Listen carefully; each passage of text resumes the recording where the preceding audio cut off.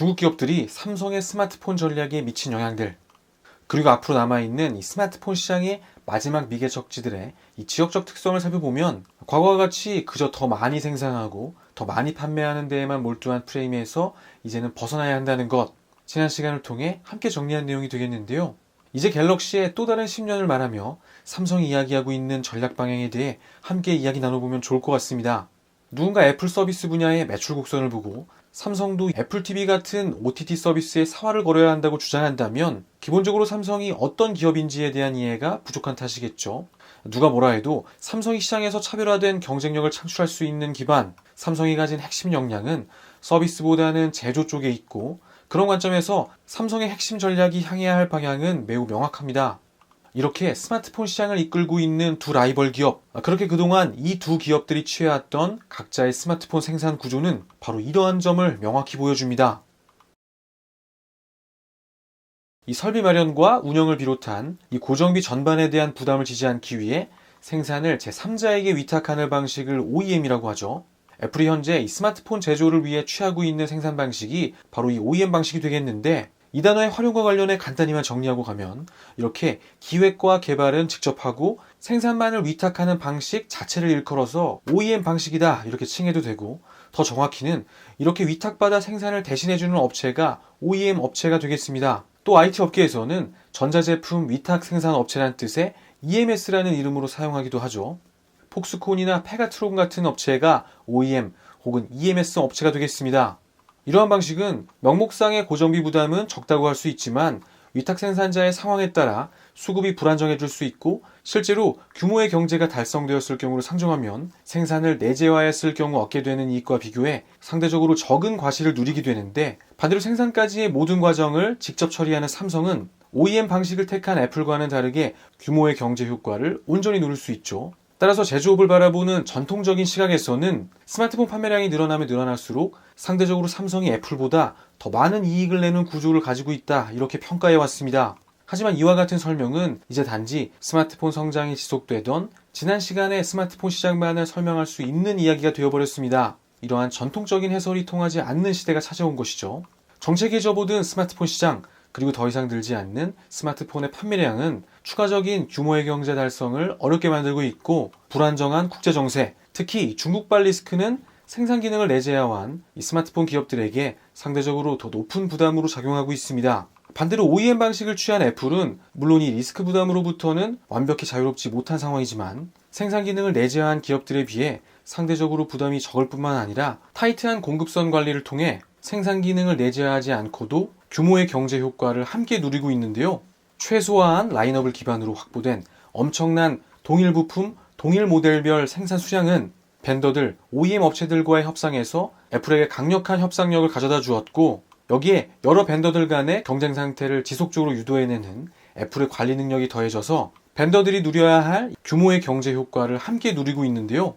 그리고 마지막으로 한 가지 더 일부를 할애해 함께 정리해본 내용이 있죠. 평균 ASP의 하락과 추가적인 성장 동력으로 지목되는 국가들의 이름 속에 이제 삼성이 또 한 번 이 제조 혁신을 이뤄야만 하는 이유가 담겨 있습니다. 그래프의 방향이 꺾이며 하나의 글자가 더해지는 시간. 위탁 생산을 택하고도 강력한 서플라이 체인 관리를 통해 규모의 경제 효과를 누린 애플처럼 이번엔 반대로 생산 시설을 내재하고 있는 제조기업 삼성이 위험을 외주화할 수 있는 방안에 대해 시장에 내놓을 차례입니다. 그리고 여기에서 등장할 단어가 바로 이 단어가 되겠죠. 새로운 갤럭시의 10년을 말하며 삼성이 내놓는 새로운 스마트폰 전략, 그 첫 번째 이름 ODM에 대한 이야기를 시작해보면 좋을 것 같습니다. 두 방식 모두 생산을 외주화하는 방식이지만 그 범위가 조금 다른 것인데, 삼성의 경우 이 제품 생산을 넘어 개발 단계까지 외주를 주겠다는 것이죠.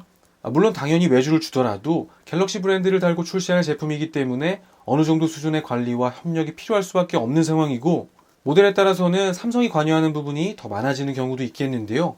이렇게 개발단의 일부를 함께 협력하는 방식으로 외주를 맡기게 되는 것을 더 정확하게는 ODM이 아닌 JDM으로 다시 구분하기 때문에 어느 기사에서는 ODM으로 또 어느 기사에서는 JDM으로 해당 개념을 설명하기도 하는 것이죠. 중요한 것은 삼성이 하는 방식이 ODM이냐 JDM이냐는 부분보다는 각각의 단어들이 현재 국내 스마트폰 시장에서 의미하는 바들을 정확히 이해하는 것이겠는데요.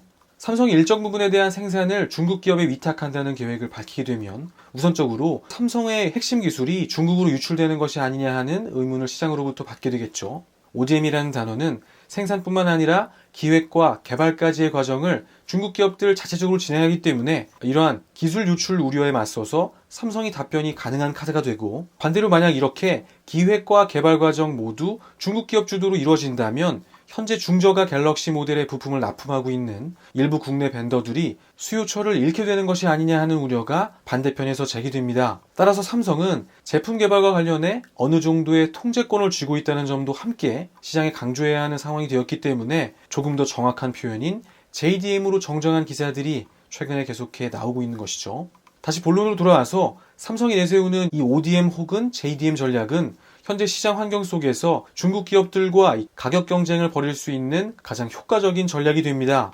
삼성은 ODM을 통해 같은 중국 기업을 내세워 갤럭시를 생산함으로써 위험을 외주화하고 중국 정부로부터 중국 기업이 받게 되는 혜택들을 간접적으로 누릴 수 있게 되겠죠. 이제 삼성이 주력해야 할 점은 복수의 위탁 생산 업체들을 확보하고 외주 기업들 간의 경쟁을 유발해내 가격 경쟁력을 최대한으로 끌어내는 데 있다 하겠는데요. 현재 이 ODM 업계의 지형은 화웨이와 샤오미의 이 중저가 스마트폰 수주를 통해 성장한 윙테크와 화친, 그리고 롱치어의 3강 체제로 구성되어 있습니다.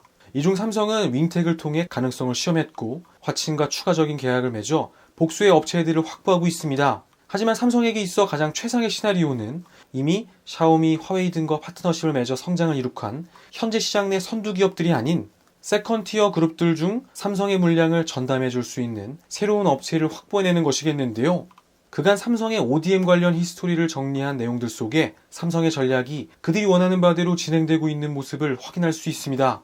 다시 한번 정리해보면 최대한 삼성과의 독점적 관계를 유도하고 복수의 업체를 통해 경쟁 관계를 조성하는 것이 첫 번째 목표, 그리고 결국 이들을 통해 중국 기업들이 가진 어드밴티지들을 간접적으로 삼성이 누리게 만들어 중국 기업들과 최대한 동등한 조건에서 싸울 수 있게 만드는 것이 바로 이 ODM 혹은 JDM 전략의 궁극적인 목표가 되겠죠.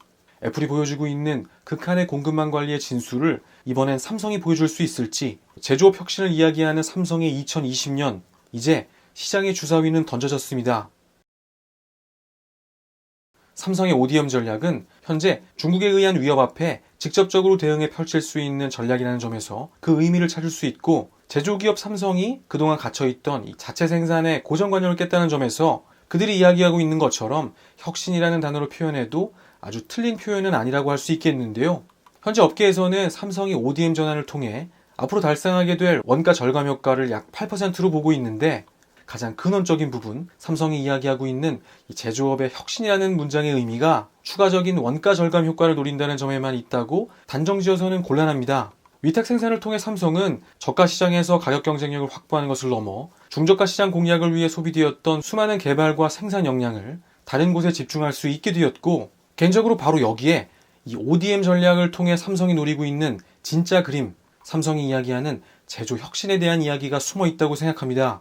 작년 갤럭시 폴드로 폴더블 시대를 연 삼성, 그리고 적어도 1년 이상은 이 기술적 우위를 유지할 수 있는 상황에서 폴더블 효과를 길게 누리는 것을 택하지 않고 곧바로 폴더블의 대중화를 천명하고 있는 상황은 그동안 판매량 확보를 위해 초저가 시장에 역량을 집중해온 삼성이 이 ODM 전략을 통해 방향을 돌려 폴더블을 비롯한 고가 시장에 집중할 것임을 예상하게 하죠. 삼성이 천명하는 제조업의 혁신, 새로운 갤럭시의 10년에 대한 이야기들이 본격적으로 시작될 참입니다. 그리고 그것은 지난 시간의 전략 방향보다 더 올바르고 또 매우 가능성 있는 이야기라고 생각합니다. 가장 빠른 선수가 가장 먼저 출발한 시합에 대해 논하면서는 이 시합에서 누가 이기게 될지를 이야기하는 것보다는 얼마나 오랫동안 최고의 자리를 유지할 수 있을지, 그리고 그 경기의 상금은 얼마 정도가 될지에 대해 고민하는 것이 더 유의미한 관점이 되겠죠.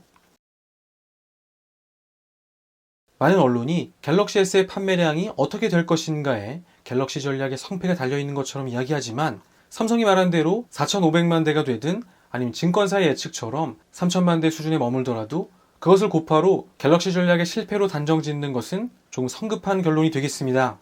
중요한 것은 폴더블 갤럭시들의 판매량이 되겠죠. 디스플레이를 비롯한 이 폴더블 관련 부품과 서플라이 체인에 대한 영향력을 계속해 확보하고 있는 삼성이기 때문에 프리미엄 스마트폰 시장의 패러다임을 폴더블로 전환해낸다면 올해 당장 몇천 대의 스마트폰을 더 판매하는 것보다 삼성에게는 훨씬 더 유의미한 일이 되겠습니다. 마지막으로 삼성의 ODM 정책에 대해 국내 협력사들이 갖고 있는 불안감 혹은 그것에 대한 대비책에 대한 부분도 삼성이 그리고 있는 미래 비전 속에 모두 준비되고 있을 거라 기대해 보는데요. 작년 10월경에 이 부품 협력사들이 결성한 TF와 삼성 간 의미 있는 해답을 찾아나가고 있는 중이라면 앞으로 삼성이 이끌 스마트폰 패러다임 전환, 갤럭시가 이끌 폴더블 스마트폰 시대를 더욱 반가운 마음으로 맞을 수 있을 것 같습니다. 오늘 이야기도 함께 해주셔서 감사합니다. 행복한 밤 보내십시오.